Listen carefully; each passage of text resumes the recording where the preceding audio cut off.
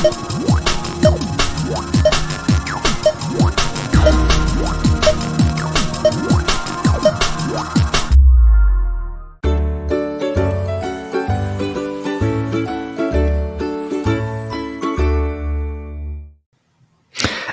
morning, everyone. Happy Good Friday. How are you? For me, it's an amazing day. I am full of energy.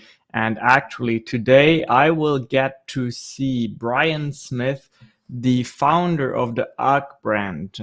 Those are the shoes, the UGG shoes that are very widely known. And he's coming to San Antonio this afternoon. And I have the privilege to go and see him speak. If you happen to be in the San Antonio area and you want to also have a chance to see him, I might be able to squeeze you in. Just let me know in the comments. The next announcement is that my program, the Docfluencer program, where I teach doctors how they can better market themselves online by building up influence and by just learning the tools and the tricks of really building up some considerable influence online. If that is something that you're interested in, it is coming up again on April 27th. This time we'll do it at night. Might be a little easier for you to attend. It's going to be at 6 p.m. and you have to RSVP. Go to shanksacademy.com and sign up for that. Okay, today we'll talk about the question that I get so often. I have a business idea. Where do I start? I have been in business for over 10 years now, and I network a lot. I pay a lot for mentorship. I soak up a lot of knowledge that helps me to understand, well, how can I be good in business? What do I need to have in place? How can I prove my idea, and how can I get started? Now, this will, of course, not be an extensive program here. I'm just going to go over 4 tips that I think are vital for you to know. The first one, really, in today's day and age, is build an audience. So you have a business idea, you have a product, you have a service. Now you need to be able to put it in front of people's eyes so that they can react to it. And by react to it, I mean give you feedback, become followers, become fans, and potentially, eventually buy from you and work with you.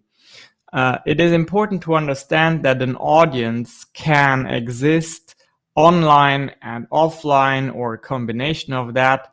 And I would just highly recommend, if you are starting out, pick one platform, pick one avenue that you feel very comfortable with, and just focus on that.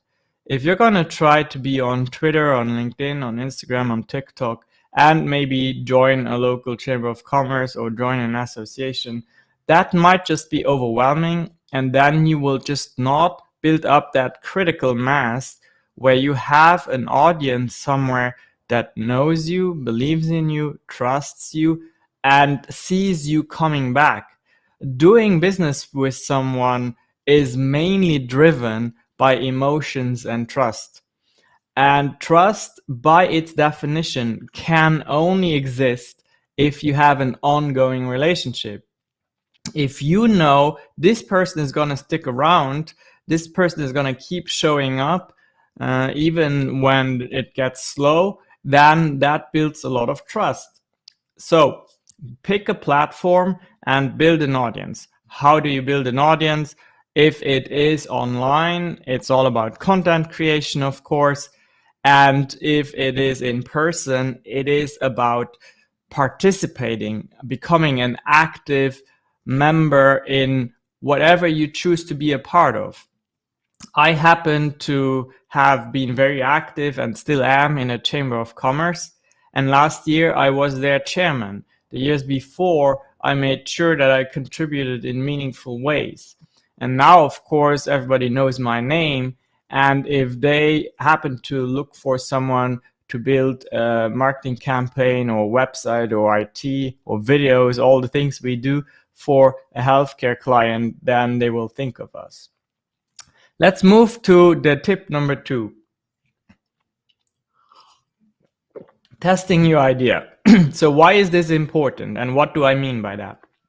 If you are just starting out and you're asking me, where should I start?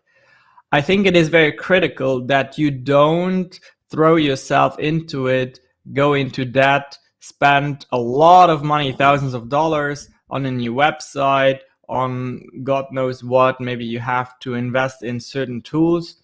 You have to be smart and prove your idea.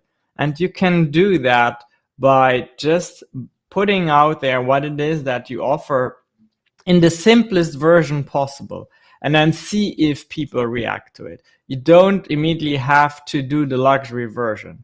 There is a concept in software development that we call agile web development. And what that means is that each time we present something to a project owner, it is something that is fully functioning and that has use, so that we can receive feedback and know, first of all, is it useful? And second of all, what kind of input do I get? What kind of improvement suggestions do I get to roll out the next version? And this approach, this mindset is also very helpful in business. It's not necessarily applicable to all business models. Some businesses just require huge upfront investment. But most people who ask me this question, where do I start, are not in that position. They are not in a position where they might have to buy into a franchise or purchase a very expensive piece of equipment that is really necessary for them to start. No, they typically have a product or a service or an idea that they want to launch, and they need to test that first. So how do you test? Well, that really ties into the first tip.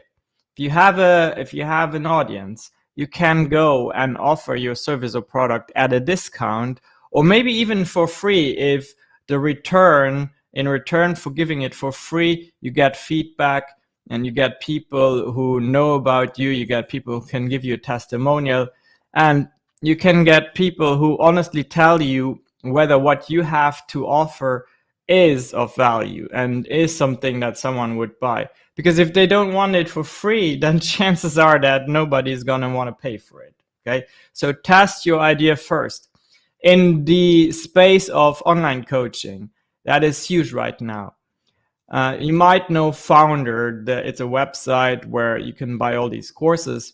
And the CEO of Founder told us in an interview that if you plan on selling a course, you should first try to sell the course before you have even created it. So that means you create ads and you create a concept like a flyer, and then you put it out there and you let people either prepay for the course or at the very least RSVP for it, right? So that you know that you have kind of tested the idea that there is a demand for what you have in place. The next tip is you got to keep it simple. And that ties into you just can't immediately do the Cadillac version of everything. Do you need a website with all the bells and whistles? No, absolutely not. You can use one of the many website builders out there that are either very low cost, and I happen to have such website builders. If you want those, let me know. Or there's even platforms out there that give you a website for free. They just reserve the right to blend in their name, and you don't have a branded domain name. It says something like mybusiness.wix.com or whatever, .wordpress.com. Okay, so that is fine. Don't go and make it complicated at the beginning, because you need to collect all the information and you need to get your feet wet. And then with those iterations of feedback that you get, you can take bits and pieces, insights, and then make it more complex slowly. Keep it simple, otherwise you'll burn out, and you really don't know whether you have a viable idea or not. Last but not least, you have to find a good balance between being persistent and also ignorant. And what do I mean by that? Well, nowadays it is taught a lot that you have to be persistent, to never give up, to keep your eyes on the goal, and to just push on forever. And while that is true, is very true, it is also true that you cannot be ignorant to reality, which means that if you have something that really doesn't work, just by being persistent and stubborn won't make it work. So you gotta be willing to cut your losses, as they say, when it is time to cut your losses. Or as we say in business, you gotta be willing to pivot.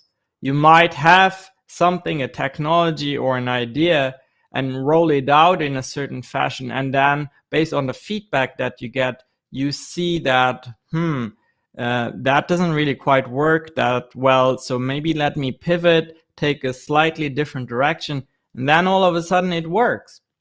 Let me see if I can find an example.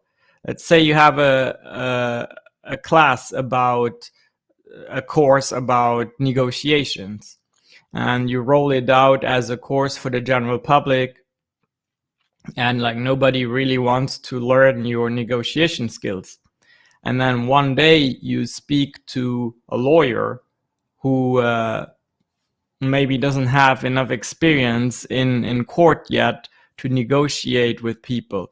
And you find out that if you adjust the course and focus on the niche of new lawyers who have just come out of school, that is a perfect target audience at the niche, and now all of a sudden your business is successful. Okay, that's just an idea that kind of came to my mind right now. Okay, I hope you have a wonderful Good Friday, a great weekend ahead of you. Happy Easter. Try to recharge, try to rest a little bit. And if you've liked this video, give it some love, share it, leave me a comment, and I'll see you again very, very soon. Bye-bye for now.